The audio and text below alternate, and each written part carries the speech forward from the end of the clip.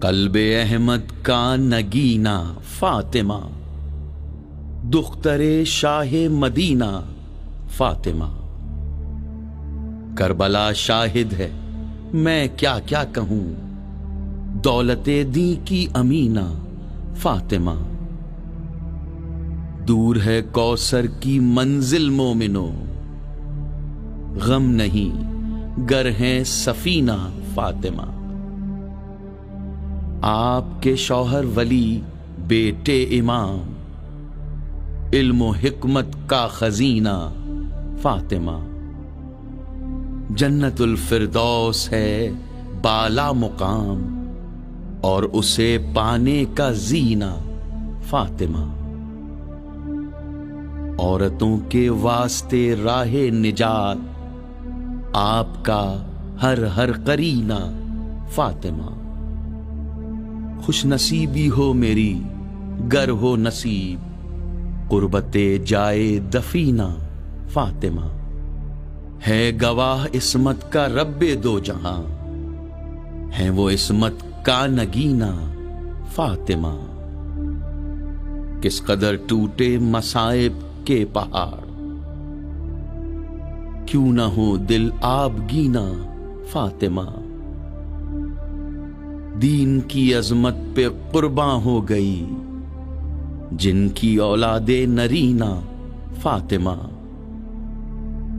ماتم شبیر کو مختص رہے عمر بھر دائم کا سینہ فاطمہ۔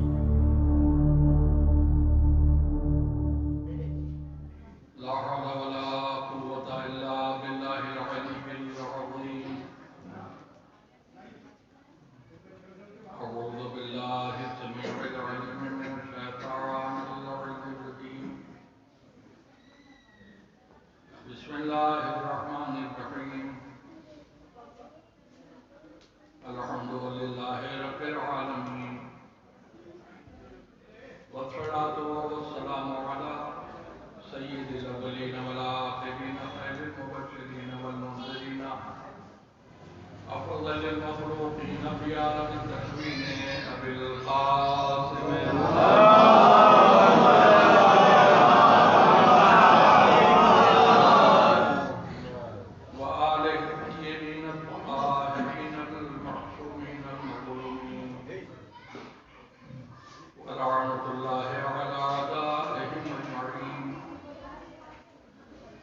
من ليلنا هذا إلى يوم الدين. أما بعد فقد قال الله تبارك وتعالى في كتابه المبين وهو أصدق الصادقين. بسم الله الرحمن الرحيم. إنما يريد الله ليذهب عنكم الرجس أهل البيت ويطهركم تطهيرا.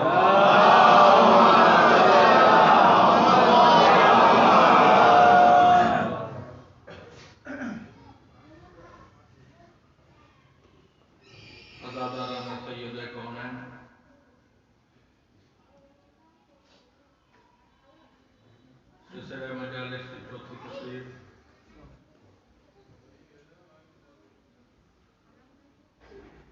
آپ کے سامنے اپنے عظیم و مرتبہ شہزادی کا نام لے کر گفتگو کا آغاز کر رہا ہوں،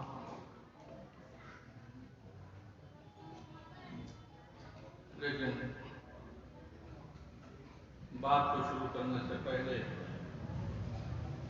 ایک ضروری بات ہے جس کا کہنا میں اپنے لیے لازم و واجب سمجھتا ہوں۔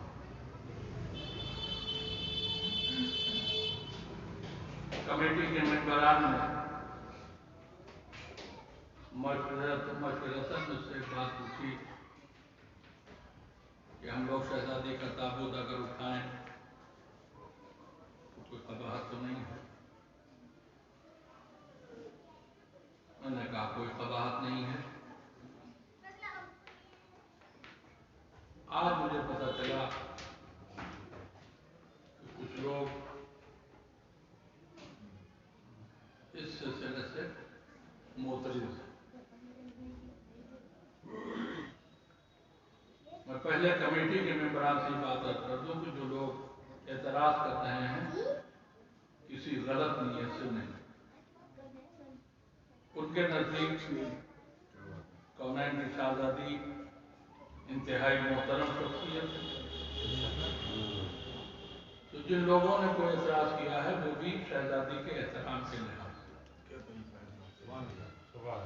लिहाजा वो किसी एतराज करने वाले की तरफ से अपने दिल में कोई बदगुमानी न रहे। लेकिन हम जिन लोगों को एतराज है, मैं उनसे खिताब करके एक बात कहना चाह रहा हूं कि इसमें कोई हर्ज इसलिए नहीं है कि शहजादी कौनैन का जब जनाजा उठा था तो उसमें इल्ला मौलाए कायनात के उनका महरम कोई नहीं। जितने लोग ताबूत को उठाने वाले थे मदीने में, उनमें महरम कोई नहीं, इल्ला मौला नहीं। चाहे वो जनाब सलमान हो, चाहे जनाब अबूजर हो, चाहे जनाब अम्मार। जिस ताबूत में शहजादी का जनाजा रखा था, जब उसको उठाने वाले नामहरम उठा रहे थे, तो अगर ये तरीका गलत होता तो मौला अली वहीं पर टोक देते कि हम होता।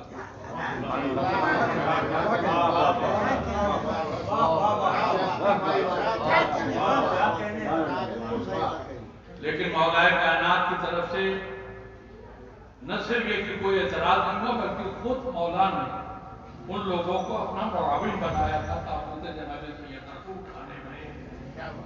तो जिस अमल को मौला अली गलत न समझते हो, उसे कोई अली का चाहने वाला गलत कैसे समझता? लिहाजा जिन लोगों के जहन में ये बात है कि नहीं उठाना चाहिए शहजादी का ताबूत, वो अपनी इस्लाह कर रहे हैं, इसमें कोई कबाहत नहीं है। और मैं समझता हूं कि यह खुशनुदी जनाब सैयदा का सबब होगा ये अमल, इसलिए कि शहजादी ने उन्हें रोका था जो उनसे दुश्मनी रखते थे, उनके आने पर कोई एतराज नहीं किया।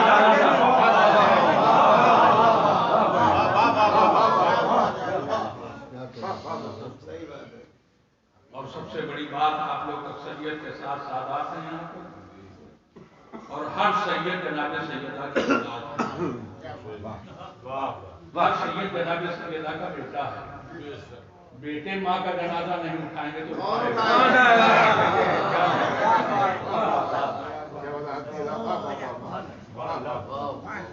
मजलिस के बाद ताबूत उठेगा, आप लोग उसकी ज़ियारत कीजिए। हाँ, बस इतना लिहाज मैंने कमेटी वालों से भी कह दिया और आपसे भी कह दिया कि शहजादी की तमन्ना थी कि मेरा ताबूत अंधेरे में, लिहाजा रोशनी में ताबूत न उठाया जाए, मसाहब का आवाज हो, लाइट हो। खुदा सबको जज़ाए खैर अता फरमाए और इसके जनाब सैयदा की बेहतरीन जगह पर आप सब सलावत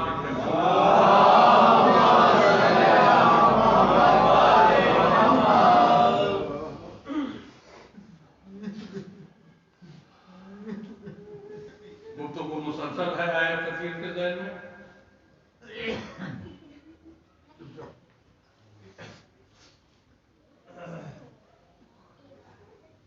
कायनात के सबसे अजीम बंदे खुदा की अजीम मर्तबा बेटी, जिसका जवाब न कल था न आज है न क़यामत तक।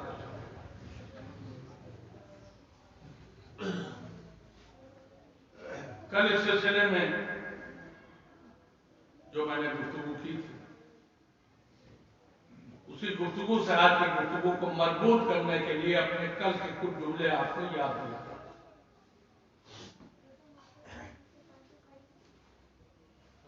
कल मैंने पैगंबर इस्लाम की एक हदीस आपके सामने बयान की थी, लेकिन मुख्तसरन।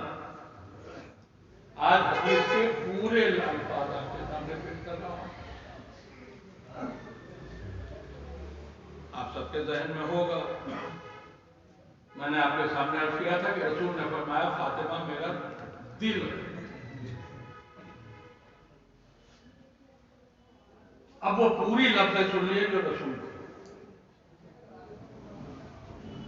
رسول نے فرمایا میرے دو پہلوؤں کے درمیان فاطمہ میرا دھڑکتا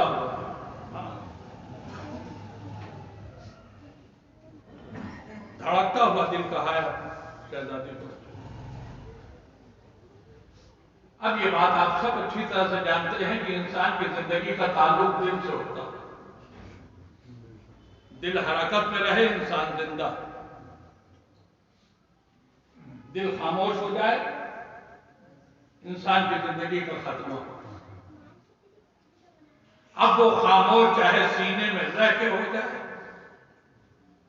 یا اس دل کو سینے سے باہر نکال دے، موت دونوں ہی صورتوں میں واقع ہو جائے گی انسان کی، اس لیے کہ دل کے بغیر زندگی باقی نہیں رہتی۔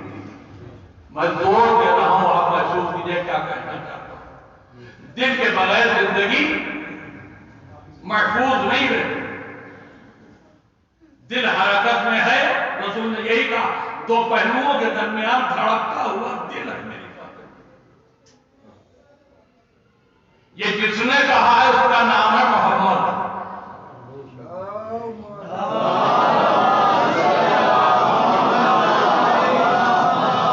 اور قرآن مجید ہمارے اس رسول کے لیے جو ارشاد محمد کہا ہے وہ آپ سب سینکڑوں بار سن چکے ہیں، میں بھی دہرا رہا ہوں، وما محمد الا رسول، محمد رسول کے علاوہ کچھ نہیں ہے۔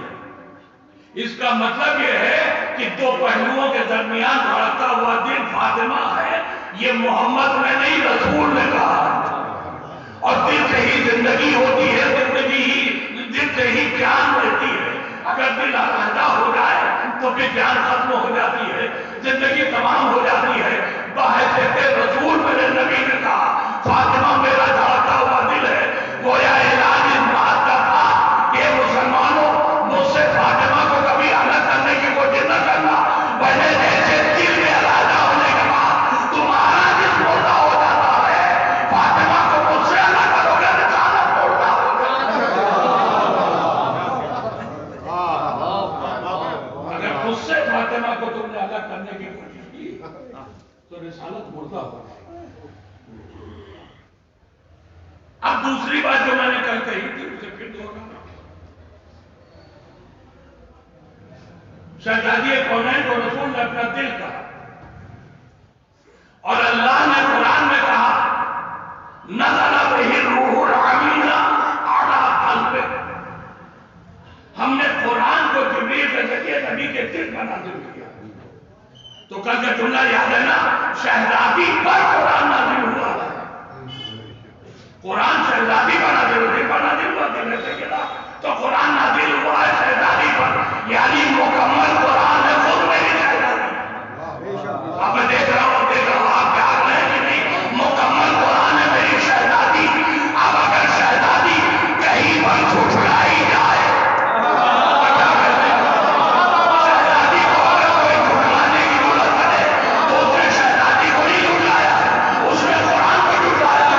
اور میں کہتا ہوں صدا کا مطالبہ جب میری شہزادی نے کیا تو جس نے بھی جھٹلایا تھا اس نے فاطمہ کو نہیں قرآن کو جھٹلایا، اور جو قرآن کو جھٹلائے وہ ابو لہب کو بتائے۔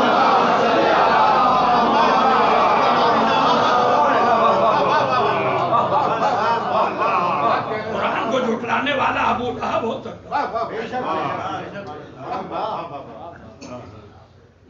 مسلمان نہیں ہو سکتا۔ اب اس مقام پر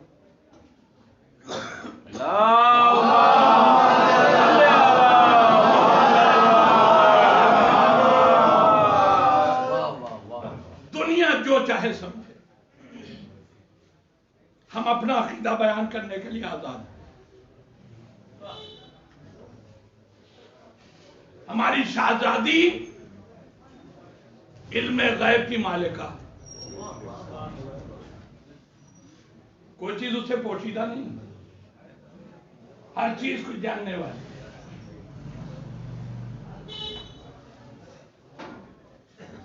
فدر میری شہزادی کا حق تھا جو چھین لیا گیا۔ شہزادی نے اپنا مقدمہ پیش کیا۔ اچھی طرح سے میری شہزادی جانتی تھی کہ یہ ملے گا نہیں۔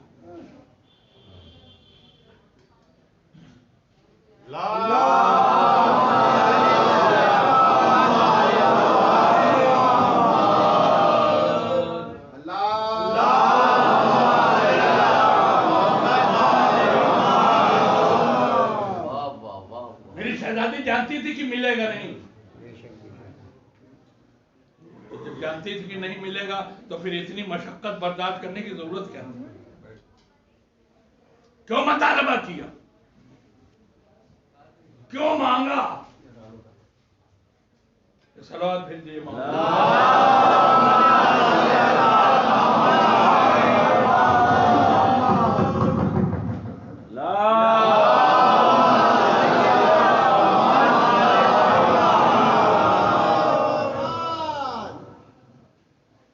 شہزادی جانتی تھی نہیں ملے گا، مطالبہ رد ہوگا،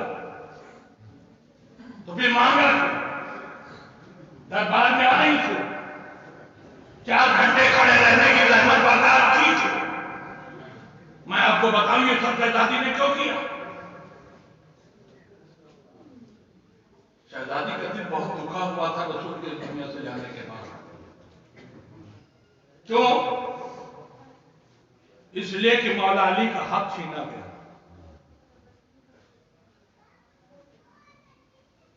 رحمت اللہ العالمین کی بیٹی تھی مگر خون کھول رہا تھا،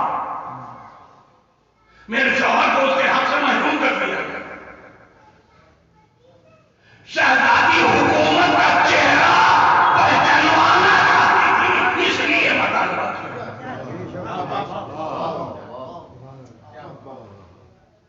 یہ جو ڈھول پیٹا جا رہا تھا اسلامی حکومت، اس ڈھول کے پول کو ظاہر کرنا حاصل ہوا۔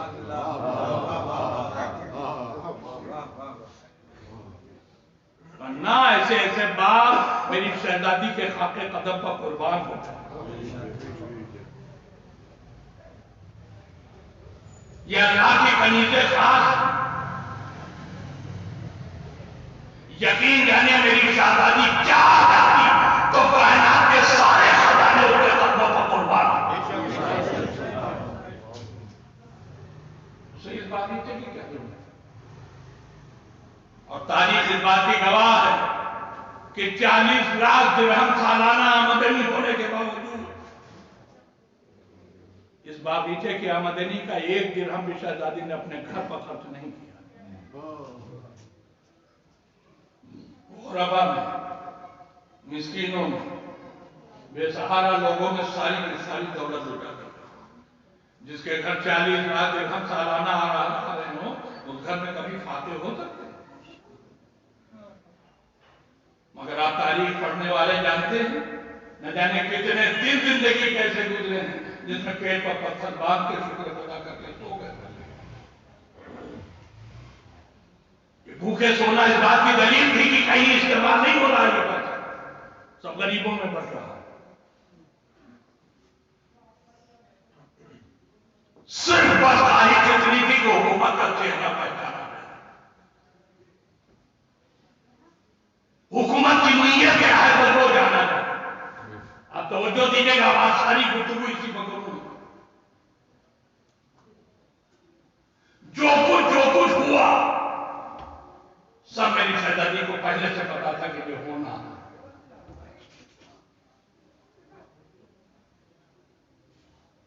آپ سبھی حضرات اس بات کو اچھی طرح سے جانتے ہیں، مجھے بتانے کی ضرورت نہیں ہے۔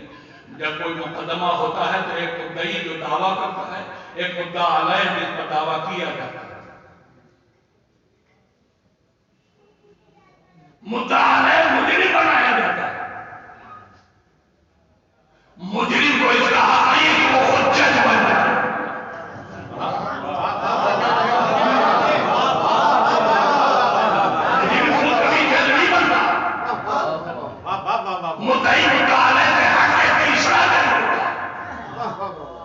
فیصلہ کرتا ہے کہ دعویٰ کرنے والا صحیح ہے یا جس پر دعویٰ کیا گیا وہ صحیح ہے۔ شہزادی نے دعویٰ پیش کیا، جسے مدعا نے بنایا تھا وہی جیل بن کے کچھ محسوس کیا آپ نے؟ جانتی تھی کہ شہزادی دعویٰ قبول نہیں ہوگا، مجھے میرا فدق نہیں ملے گا، مگر پھر بھی دعویٰ اس لیے کیا تاکہ ظاہر ہو جائے پیغمبر اسلام جسے کائنات کا ہی اللہ نے دے کے بھیجا اس کا جانتی بن کے وہ بیٹھا ہے جو اتنا جاہل ہے اسے یہ بھی پتا نہیں ہے کہ کیسے ہوگا۔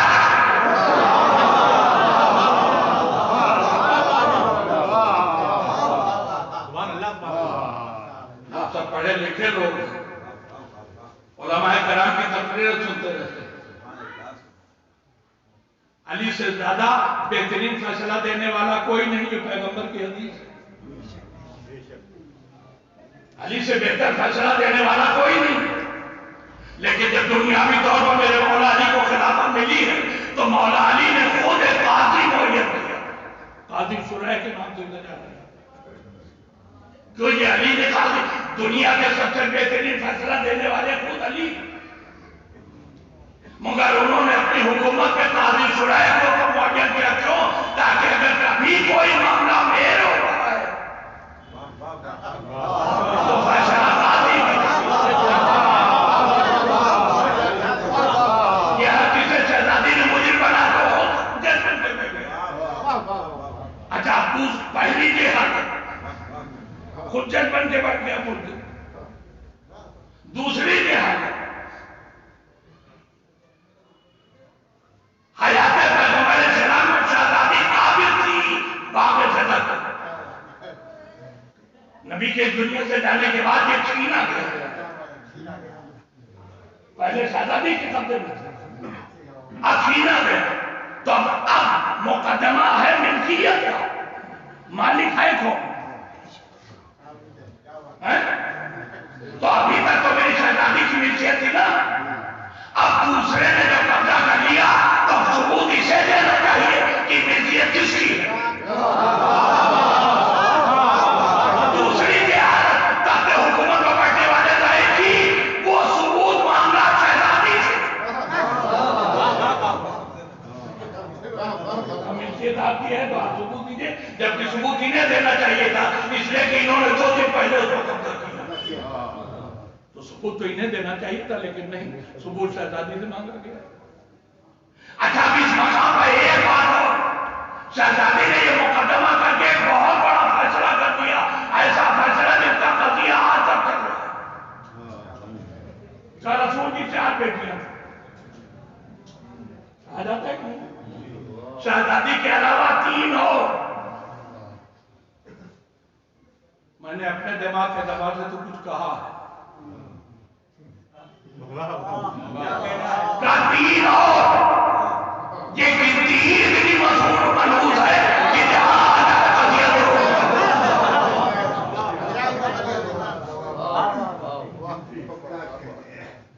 اب تھوڑا سا بات فکر کے سلسلے سے، حالانکہ آپ سب سنو، میں کہتا ہوں نا کہ میں اپنے بچوں کے لیے جوانوں کے لیے پڑھتا ہوں، آپ تو سب جانتے ہیں جنگ خیبر کے بعد کے بعد فکر رسول کو ملا،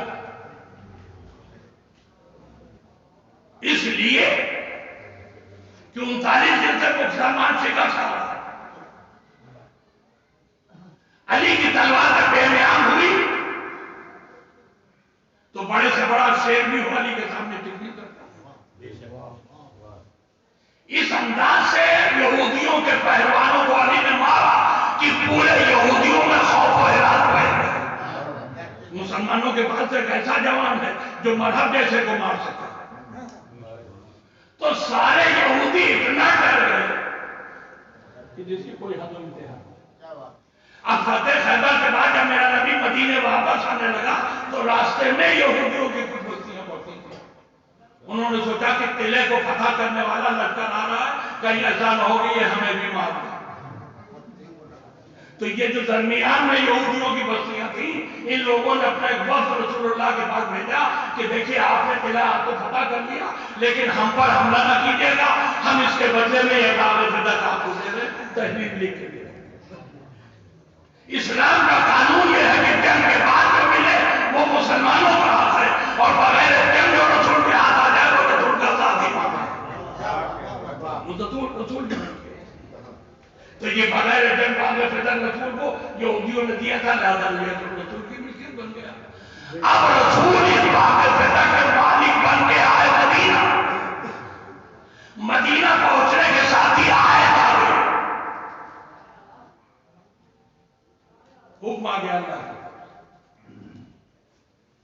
وَآتَ ذِی الْقُرْبَىٰ اپنے قرابت داروں کو حق دے دیں۔ بھائی اس آیت کا آنا تھا کہ رسول نے اس باغ فدق کی تحریر شہزادی کے نام۔ اب ذرا غور سے سنیے گا کیا کہتے ہیں۔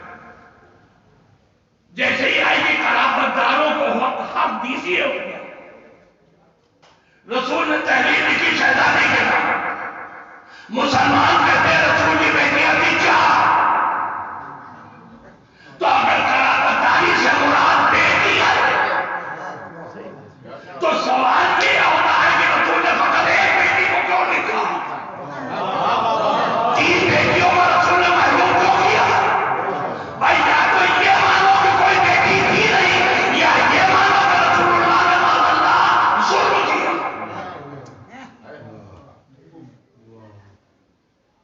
رسول کی طرف ظلم کی نسبت دینے والا مسلمان نہیں ہے۔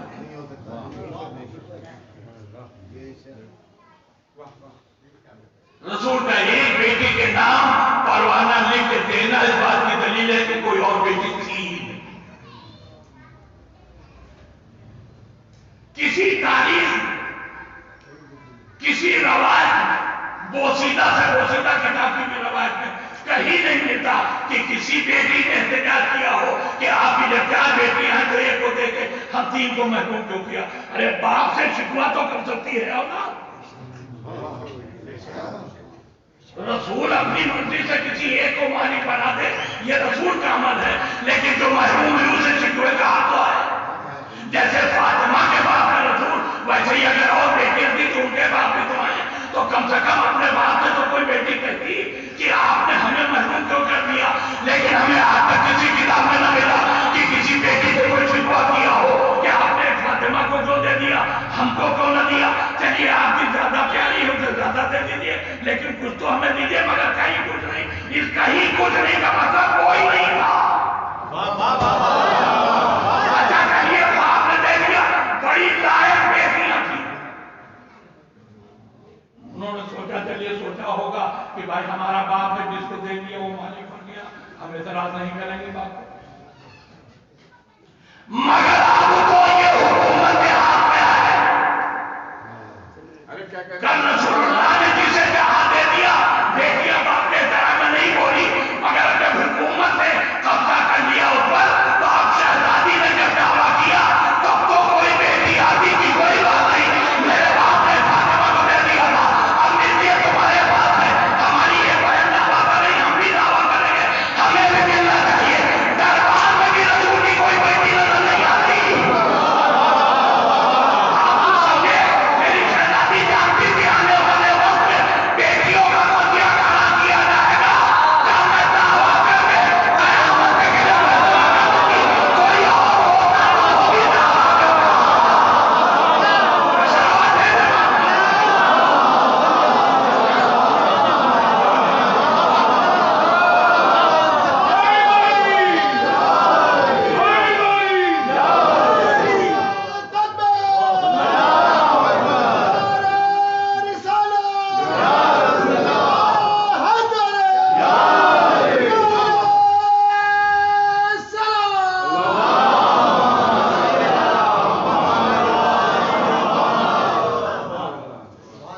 ان غاصبوں میں ایک وہ بھی ہے جس کے لیے کہا جاتا ہے کہ انہیں رسول کی دو بیٹیاں پیدا تھیں،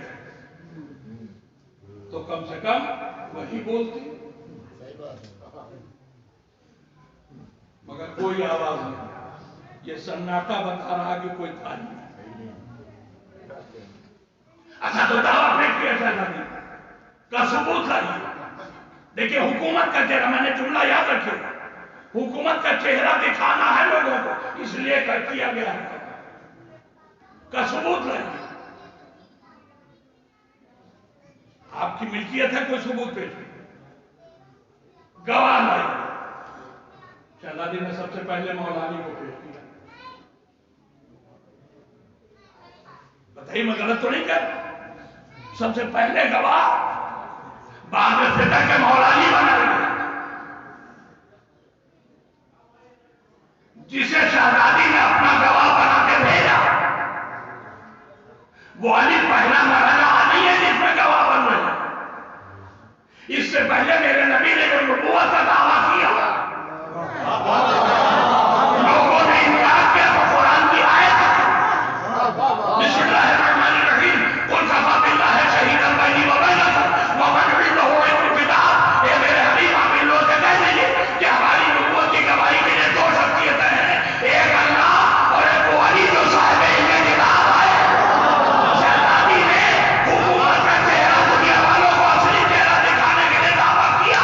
علی کو بحیثیت گواہ اسی نے پیش کیا، جانتی تھی کہ قبول نہیں ہوگی گواہی، مگر علی کو پیش کیا تاکہ دنیا دیکھ لے جسے خدا نے گواہ بنایا تھا انہوں نے اس کو نہیں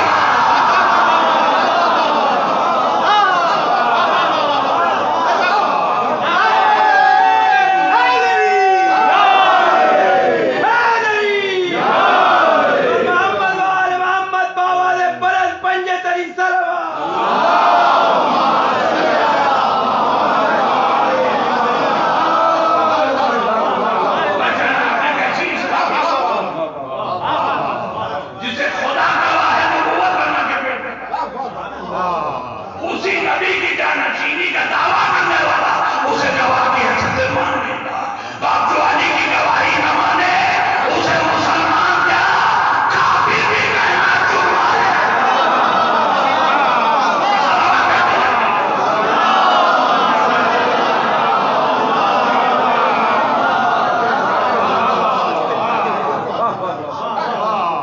شہزادی کو محروم کیا گیا ایک جھوٹی اور فرضی حدیث سے. اب اس حدیث کا بھی تو آپریشن ضروری تھا جی، حدیث کا آپریشن ضروری تھا. فرضی حدیث بنا کے پیش کر دی گئی. رسول اللہ نے فرمایا ہم گروہ انبیاء نہ کسی کے وارث ہوتے ہیں اور نہ کسی کو اپنا وارث بناتے ہیں. یہ حدیث آ گئی سامنے. رسول اپنے بزرگوں کا وارث نہیں، رسول کے بعد ان کا کوئی وارث نہیں. شہزادی نے مولا علی کی گواہی رد ہونے کے بعد ام ایمن کو پیش کیا. کنیز ہے، ام ایمن کنیز ہے. یہ دعویٰ بھی خارج ہو گیا. کہا ام ایمن کی گواہی نہیں مانیں گے اس لیے کہ یہ عورت ہے. اسلام میں عورت کی گواہی، ایک عورت کی گواہی نہیں مانی جاتی، کم سے کم دو ہونا چاہیے. یہ اسلام کا قانون ہے، شہزادی کو نہیں مانو. تم منی جسے رسول کہہ چکا ہو اپنی تعریف کر دیا، اسے خود نہیں معلوم کہ اسلام کا قانون کیا. کنیزی کو بے دخل کرنا تھا تو فضا بھی تو تھی، دو ہو جاتی. مگر معاملہ یہاں یہ تھا کہ فدر گواہ پھیر کر کے فدر پانا ہے ہی نہیں، صرف اصلیت ثابت کرنی تھی. ام ایمن ایسی کنیز ہے میری شہزادی کی. سنیے گا، یہ حضرت کی جناب عبداللہ کی کنیز، شہزادی کے دادا کی کنیز. جب جناب عبداللہ کا انتقال ہوا تو رسول اللہ کو وراثتاً ملی. رسول اللہ اس دنیا سے چلے گئے تو وراثتاً شہزادی کو ملی. حدیث جو پیش کی گئی تو اس میں کہا گیا تھا نہ نبی کسی کا وارث ہوتا ہے نہ نبی کا کوئی وارث ہوتا ہے. شہزادی نے ام ایمن کو پیش کیا صرف اس لیے تاکہ حدیث کی حقیقت کو جائے. اگر نبی کسی کا وارث نہیں ہوتا تو عبداللہ کی کنیز رسول اللہ کو ملی گئے.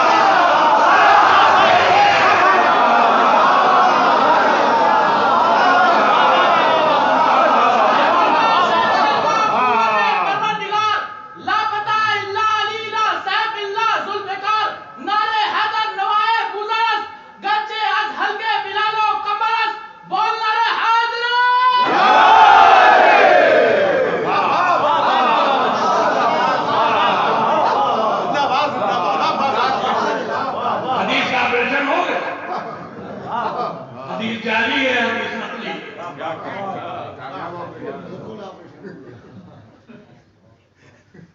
ام ایمن کی گواہی غلط ہو گئی، کا کوئی اور گواہ ہو تو نہیں۔ اب شہزادی نے اپنے 2 بچوں کو بھیجا۔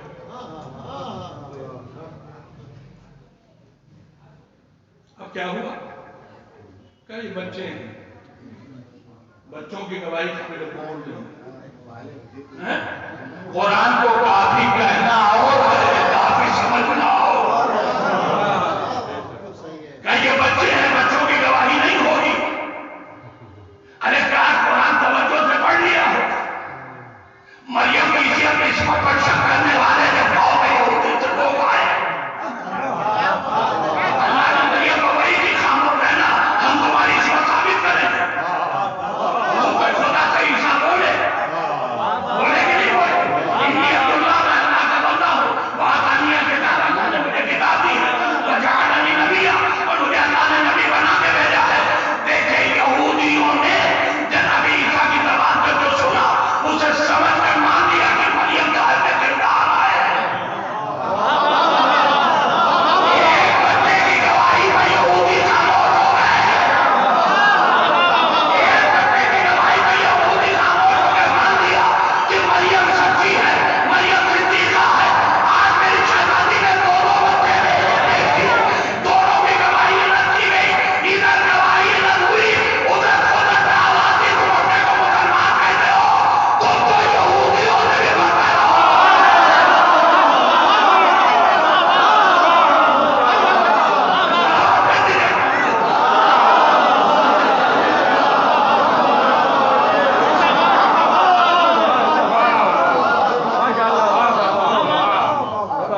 یہودی ایک بچے کی گواہی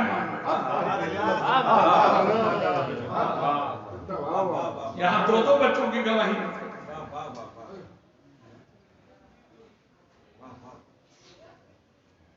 پورا مقدمہ۔ اور اب میں سچ کہتا ہوں کہ مولا حسین کا کرم ہے، ان کی مہربانیاں ہیں، ان کے ذکر کے بہانے دنیا کے کونے کونے میں مجلسیں پڑھنے کا موقع ملتا ہے۔ آپ یقین جانیں، میں نے اپنی اس مختصر سی زندگی میں تقریباً 55 سال کی ذاکری میں نہ جانے کتنے ایسے مقامات دیکھے ہیں جہاں لوگوں نے ہمیں بتایا فلاں صاحب شیعہ ہو، فلاں صاحب نے مذہب حق قبول کر لیا۔ کیسے قبول کر لیا؟ کہ بھائی ایک ہی قصہ تھا جس نے ان کا دماغ بتا دیا۔ تو محسوس کیا آپ نے علی کی شجاعت سن کے لوگ شیعہ نہیں ہوتے، علی کی دلیری اور ان کی جنگوں کے واقعے سن کے، لیکن ہاں بارہا مجھے یہ موقع ملا ہے کہ جہاں سننے کو ملا کہ باب فتنہ کا خطیہ چڑھا اور انہوں نے کہا بس اب ہمارا مذہب غلط۔ کچھ سمجھ میں آیا؟ شہزادی نے یہ مقدمہ دائری سی بھی لے کیا تھا، جانتی تھی میری شہزادی اسی مقدمے کے بہانے میں جانے کے دنوں کو رہا ہے۔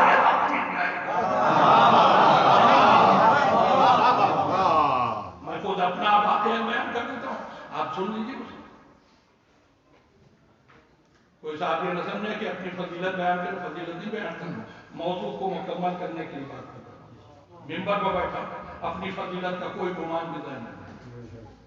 کانپور میں آج کی بات نہیں ہے، میرے خیال 35-40 سال پہلے کی بات، صحیح وقت یاد نہیں ہے لیکن عرصہ دراز میں میں ایک مجلس پڑھ رہا ہوں۔ اس مجلس میں موضوع شہزادی نہیں تھی، درمیان میں تذکرہ آ گیا اور تذکرے میں یہی بات پیدا کر دیا۔ میں نے ایک بات کہی مجمع کے سامنے، میں نے کہا بھائیوں میں کبھی گفتگو اٹیکنگ کرنے کا عادی نہیں ہوں، میں اپیلنگ گفتگو کرتا ہوں۔ میں آج ایک اپیلنگ گفتگو آپ کے سامنے پیش کر رہا ہوں۔ صرف شیعہ نہیں، اہل سنت بھی جناب سیدہ کو صدیقہ مانتے، سارے مسلمان شہزادی کو صدیقہ مانتے۔ مسلمہ حقیقت ہے یہ کہ میری شہزادی صدیقہ تھی، اس لیے کہ اپنے بھی مان رہے ہیں دوسرے بھی مان رہے ہیں۔ صدیقہ نے صدیق پر دعویٰ کیا،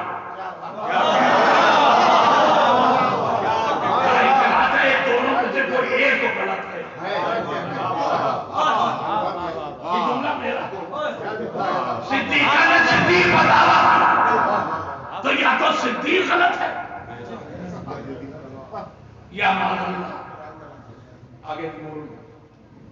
भाई नहीं कह के मैंने बात खत्म कर दी। आप यकीन जानिए मैं मजलिस खत्म कर करके मिंबर से उतरा, एक साहब ये लगे हाँपते हुए आंखों में आंसू लिए आया, उन्होंने फौरन माइक पकड़ा, का मौलाना ने जो जुमला कहा है जुमले ने मेरा दिमाग बदल दिया। हमारी जबान में आग लग जाए अगर हम सिद्दीका को पकड़े, यही जुमला था। हमारी जबान में आग लग जाए अगर हम रसूल की बेटी और सिद्दीका को पकड़े, तो अगर वो गलत नहीं है तो इसका मतलब सिद्दीक गलत था। तो जब सिद्दीक गलत था तो हमारा मतलब भी गलत था। उसी वक्त उसने कहा आज के बाद से मैं ऐलान कर रहा हूं कि मुझे कोई अहले सुन्नत न कहे, मैं आज से शिया होता हूं फकत इस एक जुमले में।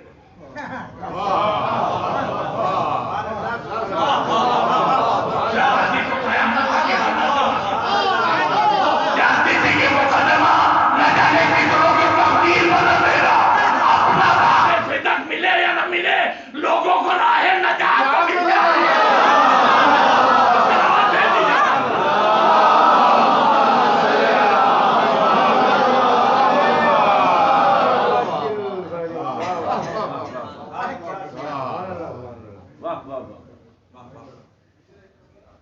मिल ही न जाने कितनों को राह न जाए।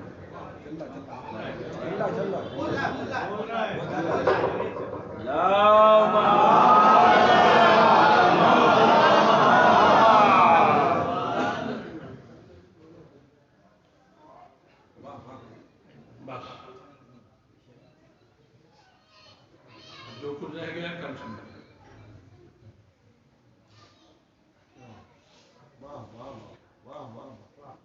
हुकूमत का चेहरा खुलकर सामने आ जाए, हदीस की हकीकत वादा हो जाए, कयामत तक लोगों को इसी मुकदमे के जरिए राह नजात मिलती रहे, तो शहजादी अपने मकसद में कामयाब हुई।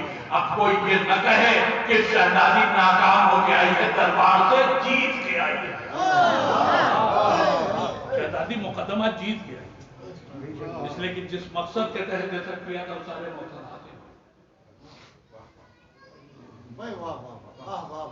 मगर हाँ 4 घंटा खड़ा है।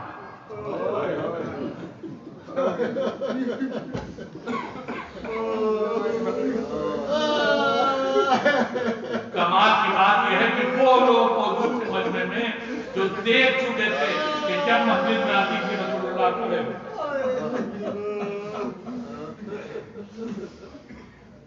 दिल में नस्तर हो, कोई ये तो कहता है रसूलुल्लाह किसी ने शिकस्त पहलू लिया शहजादी पर।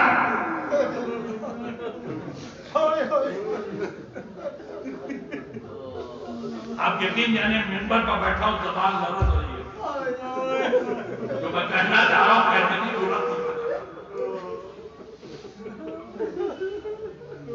जब बात नहीं मानी गई, हदीस के बयान करने के बाद शहजादी ने उसके जवाब में न जाने कितनी आयतें पेश की जो विरासत को साबित करती, अंबिया की विरासत। एक जुमला कहूं,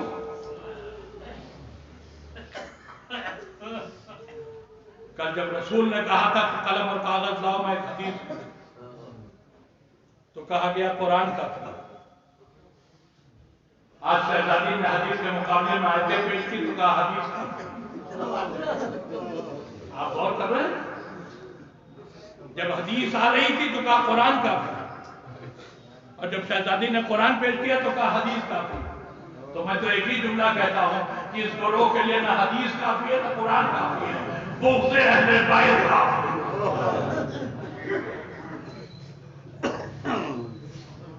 नहीं दिया था न देते, कम से कम इतना तो कहते कि बैठ जाइए। हमने अपनी आंखों से देखा रसूलुल्लाह आपके एहतराम में खड़े हो गए।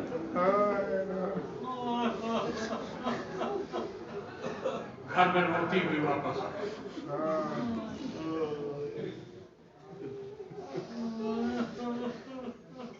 मौला अली ने सैयदा के आंखों में आंसू देखे। मैं कहूं ये सैयदा के आंसू नहीं थे, अली के कल्ब का खून था जो तड़प गया मेरा मौला सैयदा की आंखों में आंसू देखे।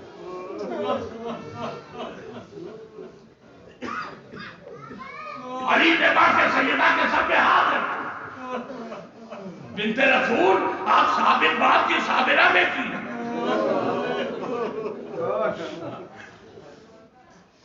इस कदम बेकरार हो के रो रहे, जुमला सुनोगे मेरी शहजादी का? क्या कहा काबुल हसन बागे फिदक नहीं मिला, इस पर नहीं रो रही? रो इसलिए रही हूं कि मुझे दरबार में झुका,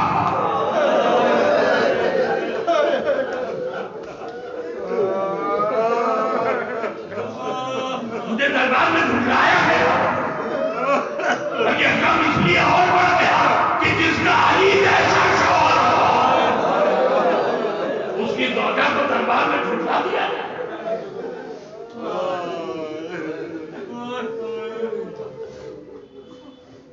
कल मैं मजलिस पढ़ के निकला था तो मुझसे एक साहब ने सवाल किया, अली के अंदर इतनी ताकत मौजूद थी, इतनी कुव्वत मौजूद थी, इतना बड़ा जुल्म हो गया, अली बोले क्यों नहीं?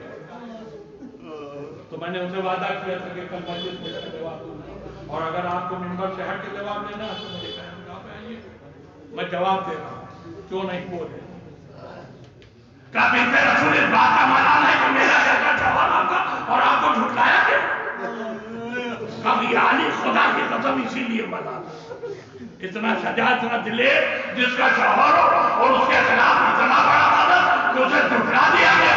तारीफ के कहती अली ने फतवा जुल्फकार तय की और कहे बिनते रसूल उस खुदा की कसम जिसके कब्जे में अली की जान है, अगर तुम्हें इस बात का मलाल है कि मेरा जैसा शौहर है तुम्हारा और उसके बाद तुम्हें झुकाया गया, तो मैं आज उसी खुदा की कसम खा के कहता हूँ, तुम्हें झुटलाने वालों की गर्दनें काटे बगैर अब घर में वापस गर्दनें मार के कैसे तुम्हें उन्होंने झुटलाया? ये कह के अली पर है ना शमशीर लेके मकान से बाहर निकलने के लिए बढ़े, मगर जैसे ही दरवाजे पर पहुंचे एक मरतबा मस्जिद से आवाज